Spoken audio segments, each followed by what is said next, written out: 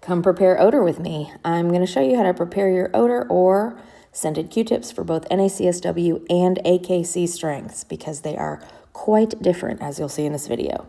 So what you're going to need are some small glass mason or canning jars. In this video, I'm using 4-ounce jars, but you're free to use another size. You're going to need some Q-tips with paper straws, not the plastic ones, along with some scissors or gardening shears. I like gardening shears because they're sharper. Some plastic gloves, tweezers, and of course your odor. We're gonna prepare birch today, which is typically the first odor dogs are introduced to, but you prepare all the odors the same. The first way I'm going to show you is how NACSW and a few other organizations prepare their Q-tips, which is called the 24-hour cooking method. Each Q-tip is not as strong or basically a lower concentration of odor than what you'd use if you were to enter an AKC scent work or UKC nose work trial. The idea behind this is that it gives you a little bit of leeway as far as the number of scented Q-tips you can have within a certain odor vessel. So you can use more or less Q-tips in a vessel depending on how strong you want to make it. So what you're going to do is get a whole bunch of Q-tips and cut them in half into a canning jar. Also notice I actually cut mine a little smaller and vary the sizes a bit because I have some odor vessels that a half of a Q-tip just won't fit into. So I like to cut mine different lengths so I have options. I also want to mention that I'm not only going to go over how to prepare your odor, I'm also going to cover how to store your odor, which is just as important because if you don't store it correctly, your Q-tips can quickly dry out or lose their odor. How do I know this? Because I learned it the hard way. So hopefully you won't do the same. So at the end, you're gonna have a jar full of Q-tips or half Q-tips, and here's my dog Helix because, I mean, hello, is he not just the cutest? So now we're gonna put on our plastic gloves because we're about to handle our odor.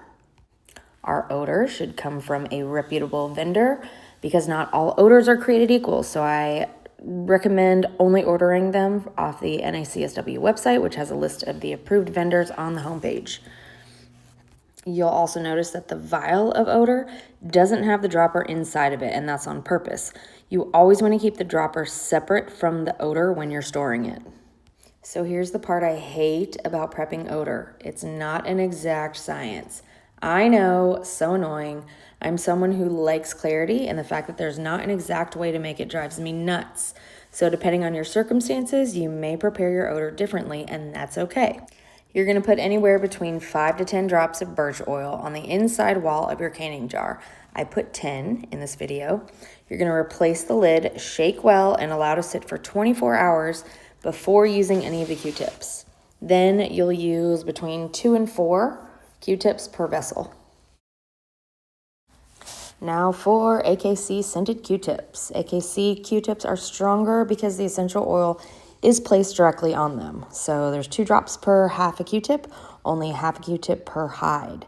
So you're going to get a separate jar for your AKC Q-tips, and you're going to start off the same way as before with cutting some Q-tips in half.